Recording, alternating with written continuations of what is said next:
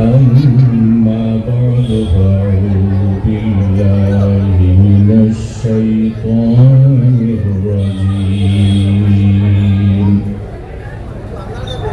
بسم الله الرحمن الرحيم لقد جاءكم رسول من أنفسكم عزيز عليه ما عنتم حريص عليكم بالمؤمنين رؤوف رحيم صدق الله العظيم قال الله تعالى مخبرا وآمرا إن الله وملائكته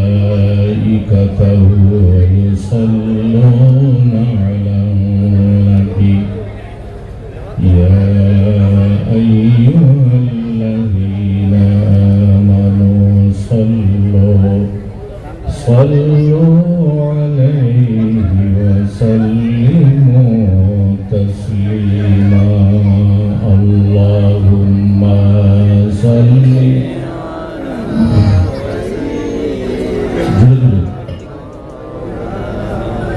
وعلى آل سيدنا مولانا محمد اللهم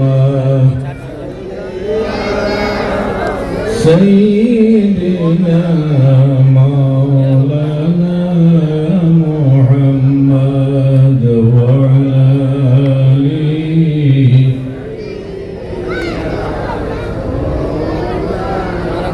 খুশি হইলা কুল মখলুকাত স্বয়ং রব্বুল আলামিন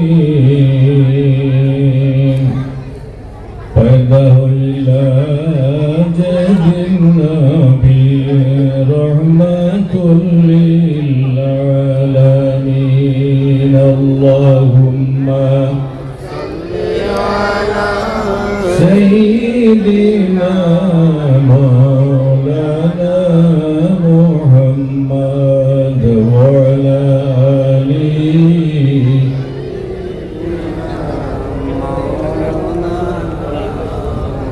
খাবিরা মসজিদ সংলগ্ন মাঠে যুব আহলে সুন্নাত ওয়াল জামাতের উদ্যোগে আয়োজিত আজকের এই দিনী মাহফিলের সম্মানিত নিজেই সভাপতি সম্মানিত উলামায়ে কেরাম শ্রদ্ধাভাজন মুরব্বী সাহেবান এবং রাসূল প্রেমিক বিরাদরান মিল্লাত ইসলামিয়া বাড়িতে পর্দা উপস্থিত আমার মা বোনেরা আপনাদের পুত্রের খিদমতে আমার আসসালামু আলাইকুম রাহমাতুল্লাহ। সম্মানিত হাজিরিন, আজকে আমি দেখতে পাচ্ছি হাবিউরার মানুষের মধ্যে একটা খুশির জোয়ার সৃষ্টি হয়ে গেছে। এই খুশির জোয়ারটা কোন কারণে? কারণটি হলো এই যে মাস মাহে রবিউল আউয়াল, এই মাহে রবিউল আউয়াল আসলে পরে গোটা পৃথিবীর মুমিন জাতি, বিশেষ করে যাদের অন্তরের মধ্যে আল্লাহর হাবিব আলাইহিস সালামের ইশক ও মহব্বত আছে, তাদের অন্তরের মধ্যে খুশির জোয়ার সৃষ্টি হয়। এজন্য জায়গায় জায়গায় বিভিন্ন ধরনের মাহফিলের আয়োজন করা হয়। আমি গত কয়েকদিন থেকে বিভিন্ন জায়গায় মাহফিলে যাইতেছি এবং মানুষের মধ্যে আল্লাহর হাবিবের প্রতি ভালোবাসা, মায়া মহব্বতের প্রমাণ আমি দেখতেছি। বলুন সুবহানাল্লাহ।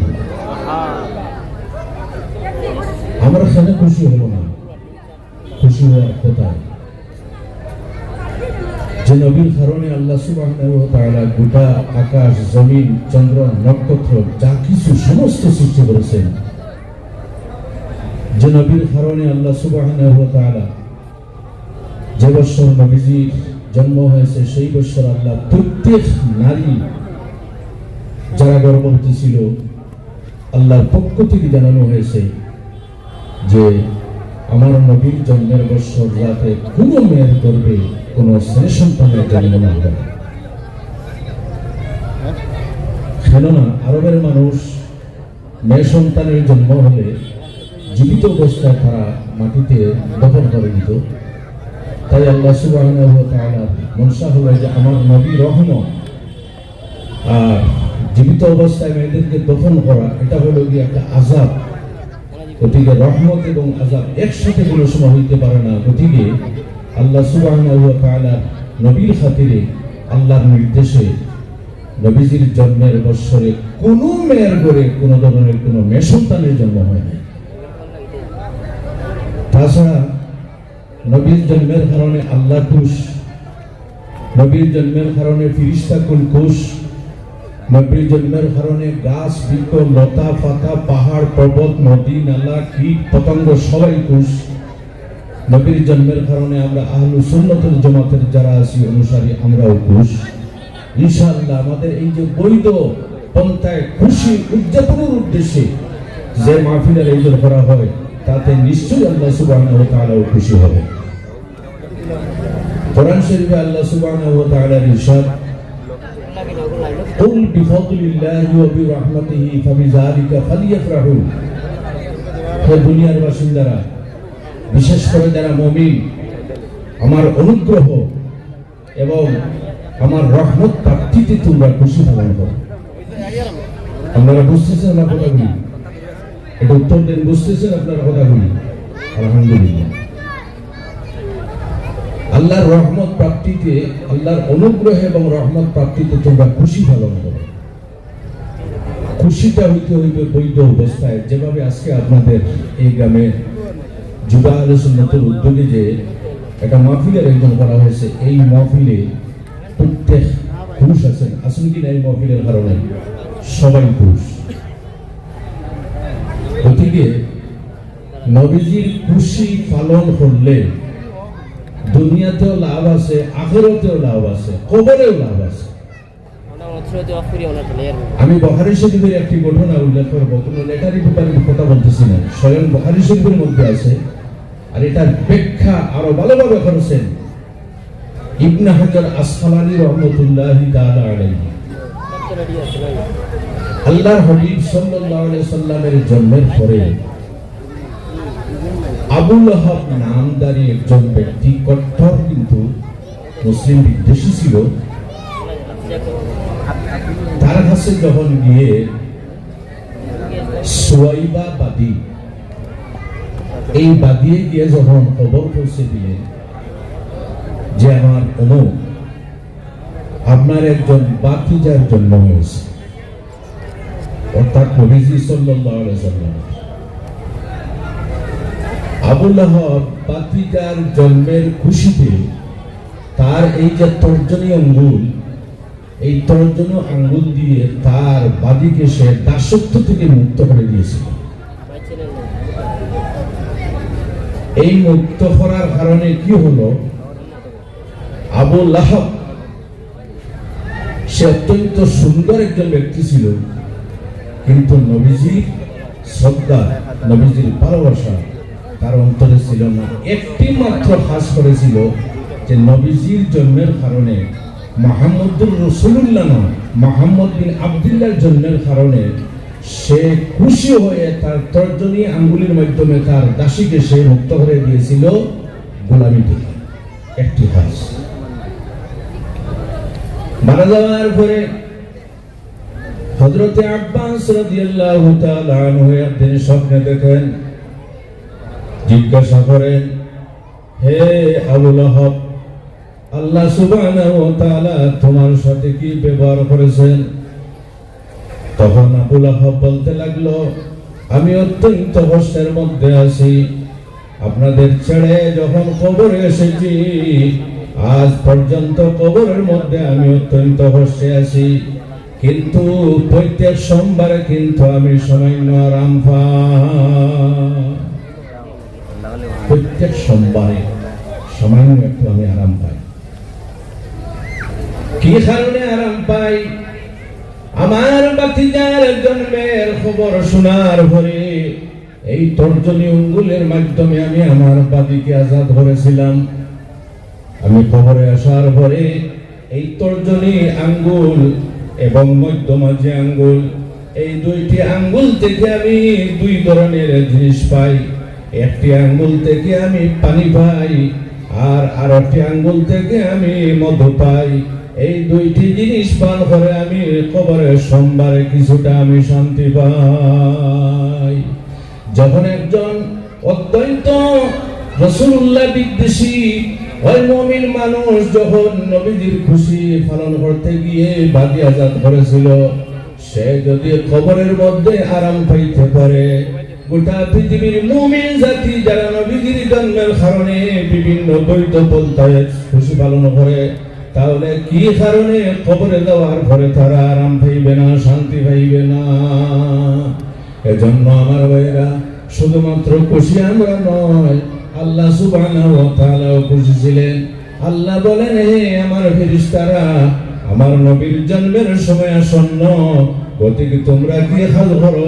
দুজকের যত দরজা আছে বন্ধ করে দাও।